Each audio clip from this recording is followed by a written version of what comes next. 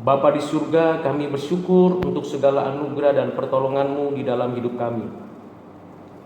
Ya Tuhan, kasihanilah kami. Kami membutuhkan Tuhan dan firman-Mu lah yang menyatakannya itu kepada kami. Puaskanlah hati kami dengan firman-Mu, agar kami menikmati segala pemberian-pemberian-Mu, janji-janji-Mu, dan penyertaan-Mu.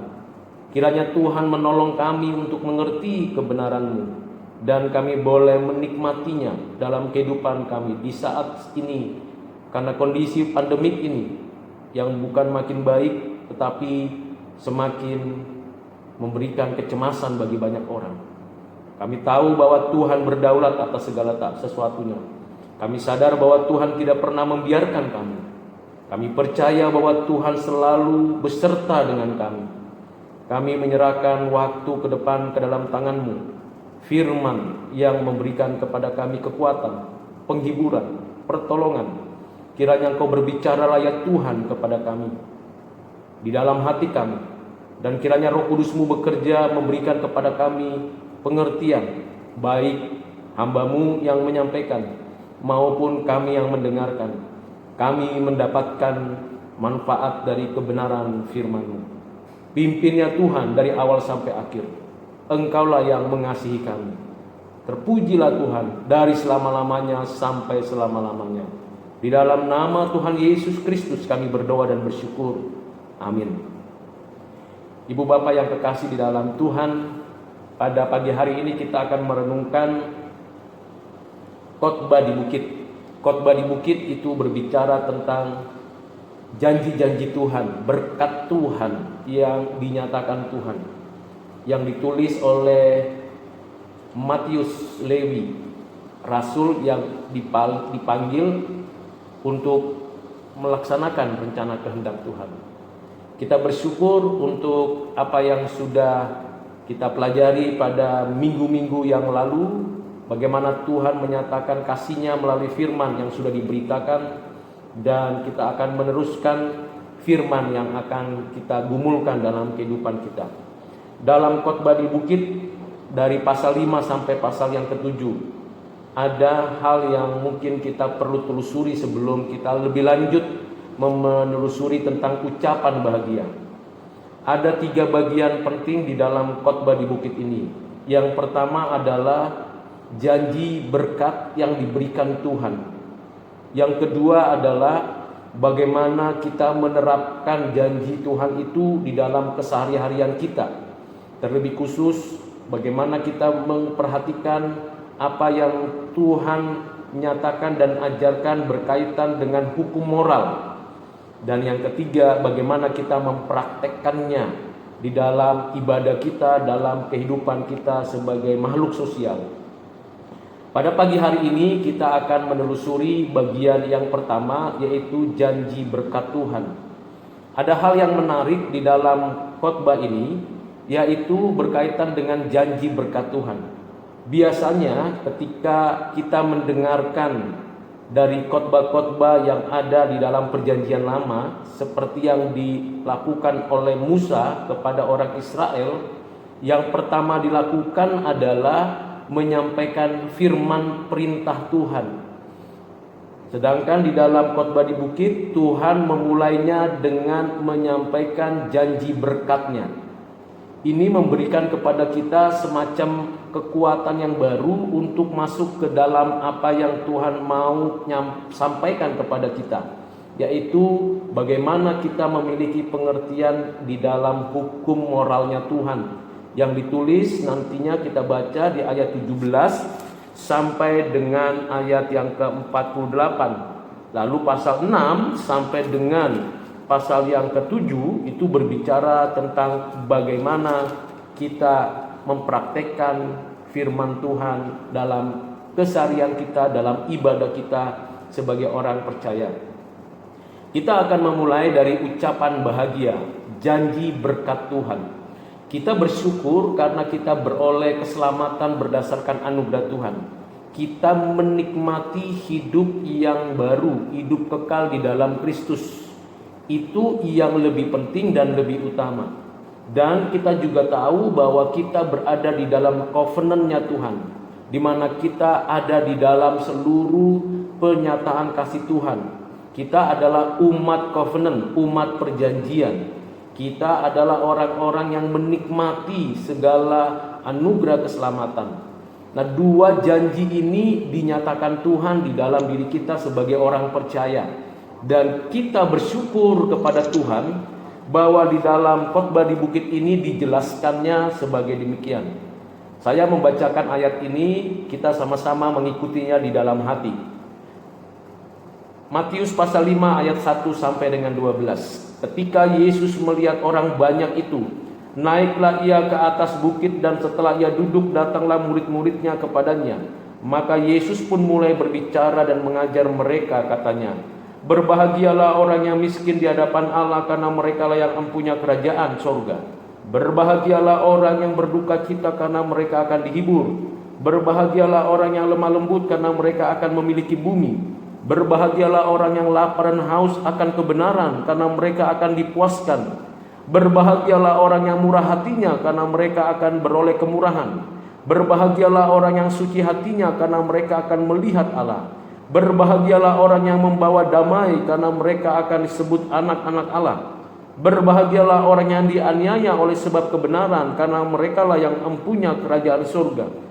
Berbahagialah kamu jika karena aku kamu dicela dan dianiaya, dan kepadamu difitnahkan segala yang jahat. Bersukacita dan bergembiralah, karena upahmu besar di surga.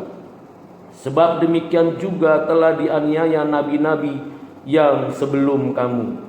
Ibu bapak yang kekasih di dalam Kristus, apa yang disampaikan Tuhan ini dan apa yang dinyatakan Tuhan ini berbeda dengan apa yang dipikirkan oleh manusia saat itu, bahkan mungkin sampai saat ini. Apa yang mungkin diharapkan oleh manusia tentang arti kebahagiaan itu berbeda dengan apa yang Tuhan berikan. Janji kebahagiaan, janji diberkati oleh Tuhan. Dan Tuhan Yesus mengajarkannya ini dari atas bukit, yang berarti dia seperti seseorang yang memiliki otoritas, yang memberikan pengajaran lebih daripada sekedar nabi, lebih daripada sekedar guru atau dosen, tapi dia sungguh-sungguh menyampaikannya dengan satu ucapan bahagia, dan ucapan bahagia ini disampaikannya dengan penuh otoritas, penuh tuntunan, agar kita berada di dalam ucapan bahagia yang diberikan Tuhan ini. Setidaknya ada 8 ucapan bahagia yang diberikan Tuhan untuk para pendengar waktu itu, dan tentunya juga untuk kita saat ini. Dan kita bersyukur satu bagian demi satu bagian ucapan bahagia, ucapan diberkatinya kita, itu setidaknya dapat kita nikmati dalam kesehari-harian kita. Karena kita tahu bukan saja kita mendapatkan janji itu, dan kita juga harus bisa menikmati janji itu di dalam hidup kita. Alangkah sedihnya kalau kita mendengarkan saja janji itu, janji Tuhan yang membahagiakan kita, tetapi kita tidak bisa menikmatinya. Nah, ini adalah satu kesedihan yang tidak bisa disesali. Karena itu ibu bapak di surga, mari kita lihat bagaimana Tuhan yang penuh otoritas itu menyampaikan janji kepada kita pendengar saat ini untuk kita menikmatinya. Di tengah-tengah pandemik sekarang ini, kita memerlukan penghiburan, kekuatan dari Tuhan, yaitu dengan mengingat janji-janji Tuhan, mengingat dan menikmatinya. Di ayat 3 sampai dengan ayat 12, ucapan bahagia yang diberikan kepada kita di sini. Saya akan menjelaskan secara singkat hal-hal yang penting untuk kita ingat di sini. Yang pertama dikatakan, berbahagialah orang yang miskin di hadapan Allah, karena merekalah yang mempunyai kerajaan surga. Ini mengaitkan kepada hidup kita yang betul-betul bergantung sepenuhnya kepada Tuhan. Bukan miskin secara harta, tetapi adalah miskin secara rohani. Kita betul-betul menyadari bagaimana kita membutuhkan Tuhan, kita menyangkal diri, kita memerlukan Tuhan dalam kehidupan sehari-hari. Orang yang berbahagia bukan meletakkan kebahagiaannya pada materi, pada jabatan, pada posisi, pada pengalaman, pada pengetahuannya, Tetapi orang yang berbahagia adalah orang yang betul-betul menempatkan diri di hadapan Tuhan dengan sungguh-sungguh bersandar bergantung kepada Tuhan, bahwa ia betul-betul inginkan Tuhan itu ada dalam hidupnya. Cukuplah baginya kasih karunia Tuhan itu memenuhi hatinya. Belas kasihan Tuhan itu memberikan kepada dia kekuatan. Miskin berarti dia menyadari dan menyangkali segala yang mungkin menjadi pondasi dia yang selama ini menjadi alasan mengapa dia boleh hidup dan boleh ada, boleh menikmati segala yang ada. Miskin berarti dia boleh menyerahkan semuanya itu, lalu menyerahkan kembali kepada Tuhan, karena memang apa yang kita miliki ada milik Tuhan. Sehingga dia betul-betul memiliki satu kerinduan yang luar biasa untuk mendapatkan yang namanya kebahagiaan rohani. Sehingga dikata janji ini, kalau kita miskin di hadapan Tuhan, berarti kita betul-betul bergantung sepenuhnya kepada Tuhan, maka kita mendapatkan di sana satu kepemilikan, yaitu empunya kerajaan surga. Luar biasa sekali janji Tuhan ini. Kalau kita sudah miskin di hadapan Tuhan, maka kita mempunyai kerajaan surga. Bukankah kerajaan surga bukan berbicara tentang hal-hal yang bersifat materi saja, tetapi berbicara keseluruhan pemerintahan Allah. Di sana ada kebenaran, di sana ada kesukacitaan, dan di sana ada damai sejahtera. Kerajaan surga bukan bicara soal makan minum, tetapi Paulus mengatakan kerajaan surga itu berbicara tentang kebenaran, sukacita, damai sejahtera. Di tengah-tengah kesulitan yang luar biasa, di tengah-tengah kondisi yang saat ini kita alami, tiga hal ini bukankah kita butuhkan damai sejahtera di hati? Ada sukacita terus yang memberikan kepada kita semangat menjalankan kehidupan ini, walaupun kerja di rumah atau kerja di kantor, di tengah perjalanan, di tengah hiruk pikuk segala informasi di media sosial, kita tetap di dalam damai sejahtera. Nah, ini bukankah sesuatu yang luar biasa dibandingkan pemberian-pemberian yang mungkin diberikan oleh dunia atau ditawarkan dunia atau kita coba usahakan. Nah, orang yang miskin di hadapan Tuhan akan menikmati itu. Damai sejahtera, sukacita, dan kebenaran. Bapak Ibu Saudara yang kekasih di dalam Kristus, ini ucapan bahagia yang pertama. Yang kedua adalah berbahagialah orang yang berduka cita, karena mereka akan dihibur. Sangat sulit kita mengerti, kita mendengarkan media dari berbagai informasi bahwa di kota A sudah zona hitam, di kota B sudah zona merah. Kita mendengarkan banyak orang yang sedang terpapar. Bahkan kita tahu ada banyak rumah sakit yang tidak bisa menampung pasien-pasien yang terpapar virus COVID-19. Oleh karena itu, bagaimana kita menyatakan bahwa kita akan dihibur ketika kita berduka cita? Bukankah sulit sekali kita mengatakan berbahagialah orang yang berduka cita? Tetapi Tuhan memberikan satu penyertaan, pengertian yang luar biasa, yang berbeda dengan apa yang kita pikirkan. Kata berduka cita bukan berkaitan dengan kematian saja. Memang kita mengalami kematian karena dosa kita. Kita akan mengalami kematian, akibatnya nanti tubuh kita terpisah dari roh kita, dan tubuh kita kembali kepada debu tanah, dan roh kita kembali kepada Tuhan. Tetapi yang dimaksud berduka cita adalah berduka cita karena dosa-dosa kita, karena kesalahan-kesalahan kita, karena keterbatasan dan kelemahan kita. Kita berduka. Jadi kita memohon belas kasihan Tuhan, aku betul-betul orang berdosa. Saya menangisi dosa-dosaku. Di sini Tuhan mengendaki kita betul-betul dengan sungguh-sungguh mengakui dosa kita, memohon pengampunan Tuhan, memohon belas kasihan Tuhan. Dan bukankah Tuhan akan memberikan kepada kita pengampunan? Di dalam 1 Yohanes 1 ayat 9 dikatakan, jika kita mengaku dosa kita, maka Ia adalah setia dan akan mengampuni segala dosa kita. Kita mengaku dan kita berduka untuk itu. Kita mengaku dan berduka atas segala kesalahan-kesalahan yang kita lakukan di masa lalu, di masa yang sudah beberapa bulan terakhir ini, bahkan pada hari kemarin mungkin kita melakukan kesalahan di hadapan Tuhan. Kita berduka di hadapan Tuhan, dan Tuhan menjanjikan engkau akan dihibur. Puji Tuhan, dihiburnya bagaimana? Ibu bapak, tentunya pengampunan Tuhan itu penghiburan yang luar biasa. Tidak ada penghiburan saat kita mengalami kesusahan kecuali pengampunan Tuhan. Kita diterima kembali menjadikan kita milik kepunyaan kita. Kita yang tadinya tersingkir atau disingkirkan karena dosa kita dihibur dengan pengampunan dari Tuhan. Bagaimana bangsa Israel dibuang ke Babel oleh karena kejahatan mereka, dan Tuhan berjanji akan membawa mereka kembali ke tanah perjanjian. Dan ketika mereka dibawa kembali ke tanah perjanjian oleh Imam Ezra atau Nehemia, Tuhan memberikan penghiburan ketika Tuhan memberikan pengampunan kepada mereka, memulihkan mereka, merestorasi mereka. Ibu bapak yang kekasih dalam Kristus, penghiburan yang sejati hanya terjadi melalui Kristus ketika kita merasakan dan menikmati pengampunan Tuhan.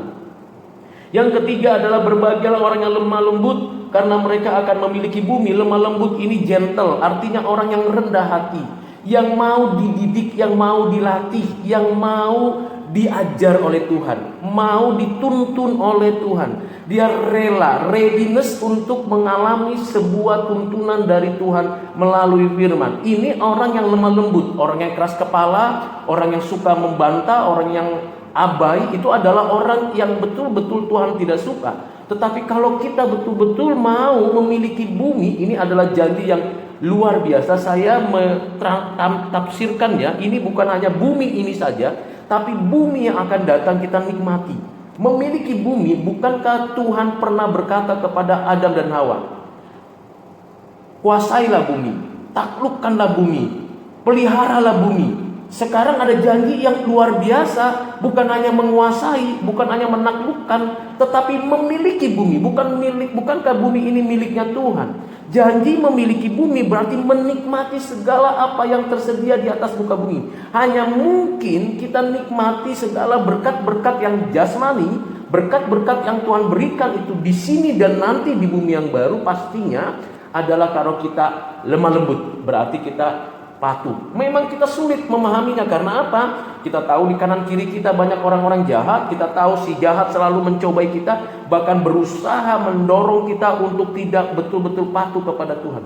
Kita bersyukur kepada Tuhan kalau janji ini kita nikmati. Saya mau lemah lembut di hadapan Tuhan, saya mau patuh kepada Tuhan, saya mau rela melakukannya, readiness mengerjakan apa yang diperintahkan Tuhan. Saat itulah kita menyadari bahwa kita sedang menikmati memiliki bumi. Bumi ini milik Bapakku, inilah dunia Bapakku, dan aku mau menikmatinya, aku mau memilikinya. Bagaimana caranya saya menikmatinya? Menikmati segala ciptaan Tuhan, menikmati segala pemberian Tuhan di bumi ini. Readiness, saya mau lemah lembut. Lemah lembut itu bukan berarti orang yang mudah atau goyah atau sekedar ikut-ikutan, tidak. Dia mantap di dalam pendiriannya, punya prinsip yang jelas dan setia ikut Tuhan. Itu bagian yang ketiga. Bagian keempat dikatakan, berbahagialah orang yang lapar dan haus akan kebenaran, karena mereka akan dipuaskan. Kepuasan yang paling penting dan paling kita perlukan adalah bukan karena kita makan enak lalu kita mengatakan, wah makanannya sedap sekali, aku puas. Bukan karena seorang yang berlari-lari menuju kepada sebuah garis finish, kemudian dia mengatakan, aku sampai finish dan aku puas. Atau ketika seseorang itu mendapatkan sebuah posisi yang dicita-citakannya, lalu dia mengatakan, sekarang aku puas. Atau ketika seseorang itu mendapatkan apa yang dimimpikannya, lalu ada orang yang memberinya, atau dia berusaha mendapatkannya, dia mengatakan, aku puas. Jawabannya tidak demikian. Orang yang akan dipuaskan Tuhan adalah orang yang selalu haus dan lapar. Akulah roti hidup, kata Tuhan Yesus. Maka setiap hari kita bisa menikmati firman itu. Firman yang memberikan kepada kita hidup dan kehidupan. Dan itulah yang memuaskan hati kita. Jadi bukan yang lain. Bisa jadi kita puas yang temporer. Puas yang pada saat ini saya puas, pada saat yang akan datang kita tidak puas. Tapi orang yang terus rindu akan firman Tuhan diisi hatinya, dan dia berjumpa dengan Tuhan, memiliki relasi dengan Tuhan, dia akan menikmati kepuasan yang luar biasa dari Tuhan. Ibu bapak yang kekasih dalam Kristus, setiap harikah kita mengisi hati kita dengan firman Tuhan? Puji Tuhan, dalam masa pandemi ini saya sudah menyelesaikan perjanjian baru. Dan saya mulai masuk lagi ke dalam perjanjian lama. Dan saya akan terus baca. Saya makin puas ketika baca merenungkan firman Tuhan siang dan malam. Pada pagi hari 3 pasal, pada malam hari 3 pasal, saya akan baca terus sambil memikirkan, merenungkan firman Tuhan. Dan ketika itu sudah selesai, betapa puasnya dan betapa kuatnya hati saya untuk menjalankan hari-hari hidup saya. Ini kepuasan yang luar biasa yang diberikan Tuhan melalui kita betul-betul menikmati kebenaran Tuhan dalam keseharian kita. Kebenaran Tuhan itu bukan hanya firman Tuhan. Segala kebenaran adalah kebenaran Tuhan. Itu sebabnya kita baca lagi berbagai ilmu pengetahuan yang ditemukan oleh para ahli. Dan kemudian kita membaca, lalu kita dapat pengertian, dapat iluminasi, pencerahan. Oh, pendapat teori ini bagus, pendapat teori ini bagus. Lalu kita bisa mengkombinasikan berbagai teori secara akademis. Lalu kita diisi dengan kebenaran. Dan kebenaran itu memuaskan hatiku. Karena kebenaran itu adalah kebenaran Tuhan. Ibu bapak yang kekasih dalam Kristus, maukah kita diberkati dan hidup berbahagia? Isi hati kita, pikiran kita dengan kebenaran. Yang kelima, berbahagialah orang yang murah hatinya karena mereka akan beroleh kemurahan. Ini mengalami kesulitan besar dalam konteks kita. Bagaimana kita memberi? Memberi itu murah, itu mendapatkan kemurahan. Bukankah kalau memberi itu kerugian? Bukankah banyak orang berpendapat kalau saya banyak membagi apa yang saya miliki, saya tidak ada lagi? Jawabannya tidak demikian. Alkitab mengatakan barang siapa yang diberi akan diberi lagi, akan mendapatkan kecukupan lagi. Doa Bapa kami mengatakan, berikanlah pada hari ini makanan kami yang secukupnya. Orang-orang dunia mengatakan bahwa saya harus kejar, harus mencukupkan 1 generasi, 2 generasi, 3 generasi, kalau bisa 7 generasi. Saya cari uang secukup-cukupnya, sebanyak-banyaknya untuk boleh mendapatkan mereka itu kebahagiaan. Jawabannya tidak demikian. Orang yang berbahagia adalah orang yang suka memberi, yang kesukaannya adalah memberi, seperti Kristus yang memberi nyawanya kepada kita. Bukankah itu suatu kebahagiaan yang luar biasa? Bagaimana Tuhan berkata, Bapa ampunilah mereka karena mereka tidak tahu apa yang mereka perbuat. Dia menyerahkan nyawanya untuk menggantikan kita yang harusnya kita mati di atas kayu salib. Pemberiannya itu, kemurahan hatinya itu betul-betul membuat kita mendapatkan kebahagiaan. Kalau kita membahagiakan orang lain, bukankah itu menjadi kebahagiaan kita? Dan kalau kita lakukan itu setiap hari, setiap saat, kita murah hati. Murah hati itu bukan berarti kita sembrono dan sembarangan membagi. Tidak demikian. Kita sembarangan membagi uang di pinggir jalan, atau sembarangan kita memberikan sesuatu yang kita miliki. Tidak. Orang yang murah hati tahu betul kapan dia memberi dengan tepat, kepada siapa dia memberi, dan melakukannya. Tentulah kita membutuhkan hikmat dari Tuhan. Inilah yang kelima, berbahagialah orang yang murah hati. Bagaimana kita merasakan kemurahan hati Tuhan itu? Yaitu kita juga berupaya mempraktikkan kemurahan hati yang Tuhan tanamkan kepada kita. Jangan pelit, jangan kikir. Orang yang pelit dan kikir tidak pernah merasakan kemurahan hati. Coba bukan hanya simpati kepada orang lain, tapi juga empati. Kalau bisa menempatkan kaki kita di sepatu orang yang mengalami kesulitan, itu orang yang murah hati. Kita tahu banyak orang yang sulit sekarang. Saya berusaha menggalang dana dari keluarga untuk orang-orang di sekitar kita, untuk bisa berbagi sedikit saja, tapi kita berusaha untuk merasakan kesulitan orang, lalu kemudian kita membagi itu kepada orang lain. Sedikit tapi berbahagia kita. Bukan berapa banyak yang kita berikan, bukan berapa banyak yang kita kerjakan, tapi apakah ketika kita memberikan dengan sungguh-sungguh hati, menyadari kemurahan Tuhan, bahwa semua itu pemberian Tuhan dan kita bersyukur atas semuanya itu. Oh, itulah orang yang berbahagia. Oh, betapa luar biasanya Tuhan memberikan janji kebahagiaan orang itu mendapatkan kemurahan. Siapa yang diberi banyak akan diberikan lebih banyak lagi. Jadi kalau orang pelit, dia tidak akan dapatkan apa-apa, ibu bapak. Kalau orang kikir, dia tidak dapatkan apa-apa dari Tuhan. Dia hanya mengatakan, aku bisa karena aku punya kekuatan sendiri. Bukankah semuanya akan hilang lenyap ketika semuanya kita tinggalkan di dalam kuburan? Kita akan dikenang oleh orang itu siapa? Yaitu orang yang bermurah hati atau orang yang pelit hati, orang yang kikir atau orang yang baik hati. Jangan biarkan kalau kita itu nanti rugi dong kalau aku membagi-bagikan apa yang aku kerjakan. Bukankah aku dapatkan itu susah payah? Ibu bapak bersyukur kepada Tuhan masih diberi kesehatan kita, masih ada pekerjaan. Hampir bisa dikatakan 1,5 miliar orang kehilangan pekerjaan karena pandemi ini. Bahkan kita tahu banyak orang yang di PHK, banyak orang yang tidak lagi bekerja dalam konteks pandemik ini. Lalu kita yang bekerja, bukankah itu karena kemurahan hati Tuhan? Dan kalau kita merasakan kesulitan orang lain, kita boleh berbagi itu. Bukankah kita akan mendapatkan berkat kemurahan itu terus menerus?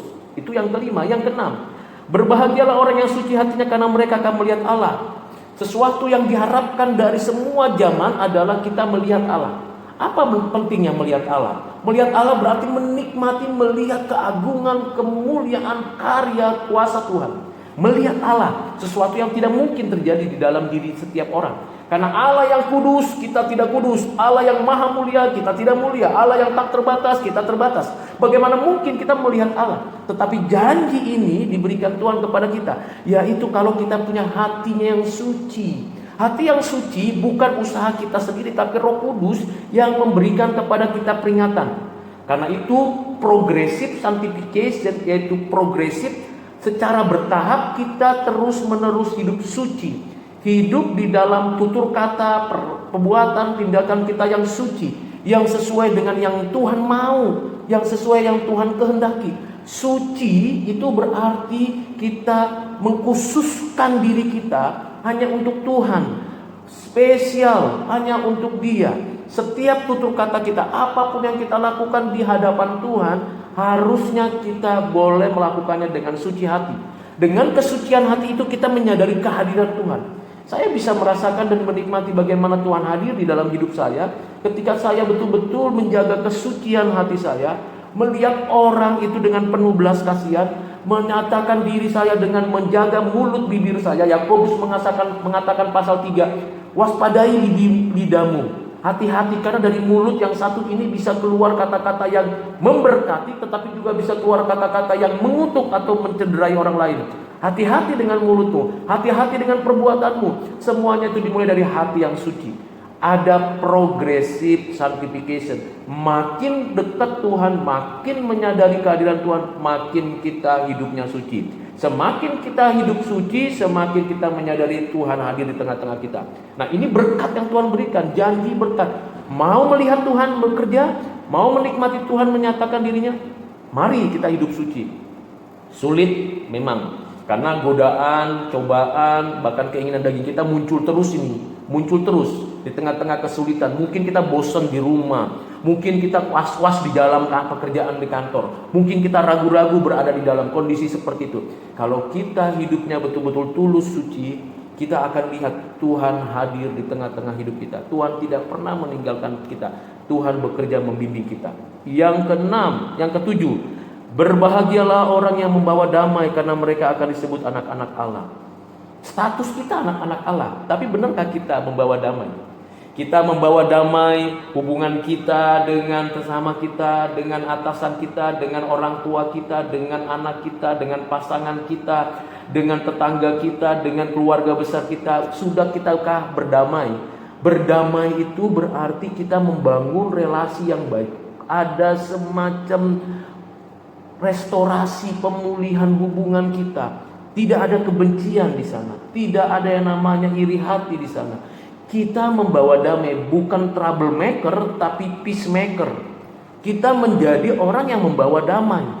Membawa damai berarti kita membawa ketenangan, tidak membuat kekacauan. Kalau ada isu-isu yang mungkin kita dengar, kita baca, kita dapatkan dari media sosial, jangan cepat-cepat kita sharing. Kita saring dulu, kita dengar dulu, kita perhatikan dulu. Jangan-jangan isu-isu itu, cerita-cerita itu hanya sebuah dorongan untuk membuat kekacauan.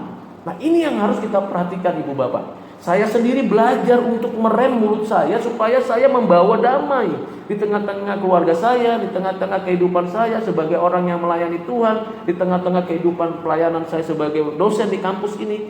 Saya harus berjalan membawa damai. Ini tidak mudah, Ibu Bapak. Siapakah damai yang sesungguhnya? Tuhan Yesus.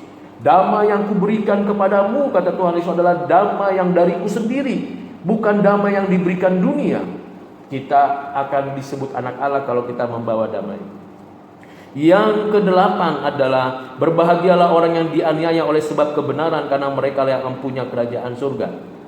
Karena mereka yang mempunyai kerajaan surga, yaitu ketika kita membawa kebenaran dan kita teraniaya karena kebenaran, kita menegakkan keadilan. Bisa jadi ketika kita membela, kita menyatakan kebenaran, orang tidak suka dengan kita. Bisa jadi. Dunia tidak suka. Bahkan orang sekitar kita bisa tidak suka kalau kita menegakkan keadilan dan kebenaran. Righteousness. Kenapa? Memang dunia ini tidak suka dengan keadilan. Kita punya ide, punya gagasan, punya keinginan untuk menegakkan keadilan. Itu luar biasa ide itu. Tetapi ketika kita jalankan, fisik kita, mental kita, bahkan kehidupan kita. Nah, kalau kita betul-betul berani menegakkan keadilan, kita betul-betul mendapatkan yang disebut kita mempunyai kerajaan surga. Yaitu apa?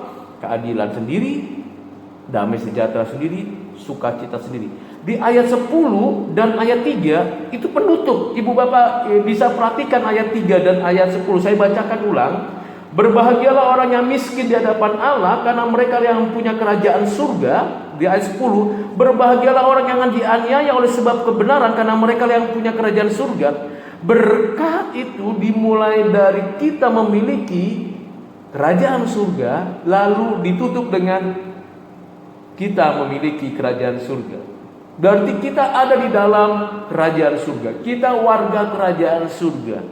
Berkat itu, janji itu diberikan kepada kita, dan kita bisa menikmati. Miskinlah di hadapan Tuhan, tegakkanlah keadilan. Di sanalah kita bisa menikmati yang namanya kerajaan surga. Lalu kalau kita lihat, berdukacitalah di dalam kesulitan, tetapi tetaplah hatimu penuh dengan kesucian.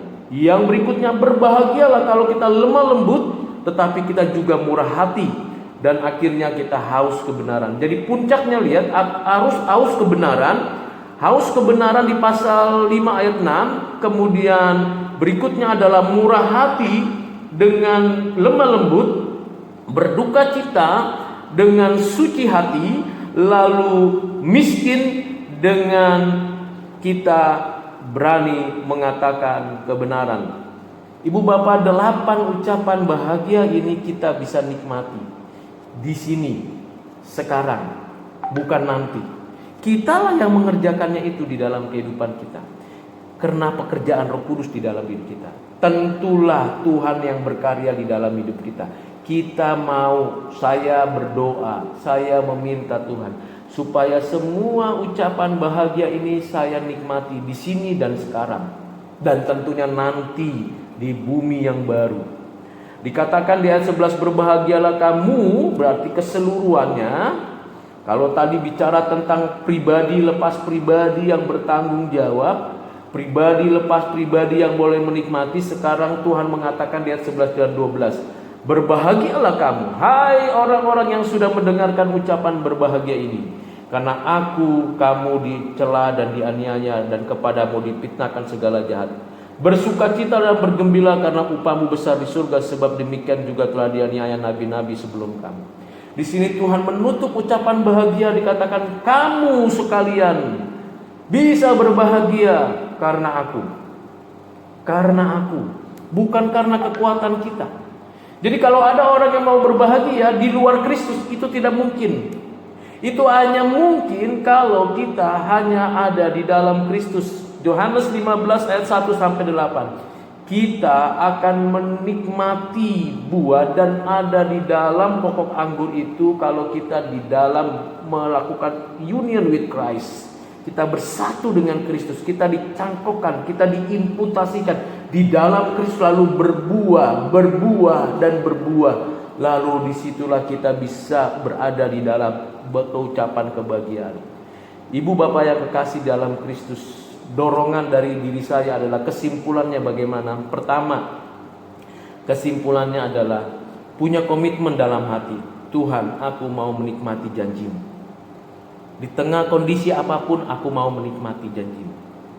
Aku tidak mau menikmati janji-janji manusia. Aku mau menikmati janji-Mu, karena di dalam janji-Mu ada kebahagiaan. Itu yang pertama, komitmen dalam hati.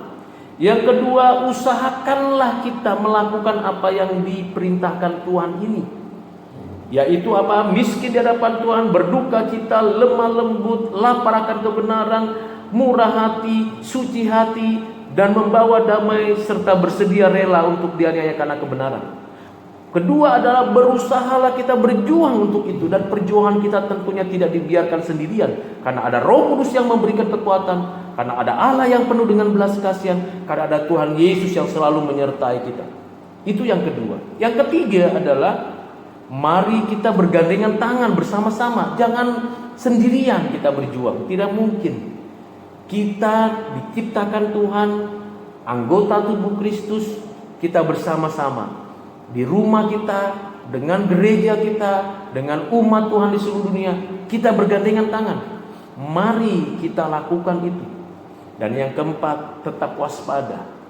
Tetap waspada terhadap serangan si jahat, terhadap gangguan orang dunia, terhadap kedagingan kita. Tetap waspada. Jangan sampai kita arogan, sombong, merasa diri sudah kuat. Tidak demikian. Nah, 4 hal ini yang menjadi kesimpulan. Komitmen, usahakan dengan sungguh-sungguh, lalu benar-benar kita bersama-sama mengerjakannya, dan marilah kita sungguh-sungguh boleh waspada terhadap segala sesuatunya. Kiranya apa yang saya sampaikan ini bermanfaat untuk ibu bapak sekalian dan untuk saya tentunya, meneguhkan kita, dan Tuhan Yesus memberkati kita. Mari kita berdoa. Bapa Surgawi, terima kasih untuk ucapan bahagia, janji-Mu kepada kami, dan kami mau dengan sungguh-sungguh berupaya untuk menikmati janji-Mu, dengan kami sungguh-sungguh hidup miskin di hadapan Tuhan, berduka cita karena dosa-dosa kami. Kami mau memiliki hati yang lemah lembut, dididik dan dilatih oleh Tuhan. Kami mau supaya hati kami selalu haus dan lapar akan kebenaran. Kami rindu Tuhan untuk bermurah hati kepada siapapun, tanpa memandang siapakah mereka yang kami boleh berikan berkat-berkat-Mu. Kami rindu Tuhan, dan kami berharap kami selalu memiliki hati yang suci, pikiran yang suci, perbuatan yang suci, perkataan yang suci. Kami juga mohon kiranya Engkau memampukan kami untuk membawa damai di rumah kami, di kantor kami, dalam perjalanan kami, di tengah-tengah keluarga kami, di tengah-tengah kondisi saat ini. Kami memberitakan damai sejahtera. Kami rindu juga Tuhan, kami tetap setia di tengah-tengah kami menjalankan kebenaran-Mu. Walaupun mungkin banyak orang yang tidak menyukai kami, oleh karena kebenaran-Mu kami tetap setia kepada-Mu. Ya Bapa, kasihanilah kami, bimbinglah kami, berkatilah kami. Di dalam nama-Mu Tuhan Yesus, kami berdoa dan mengucap syukur. Amin.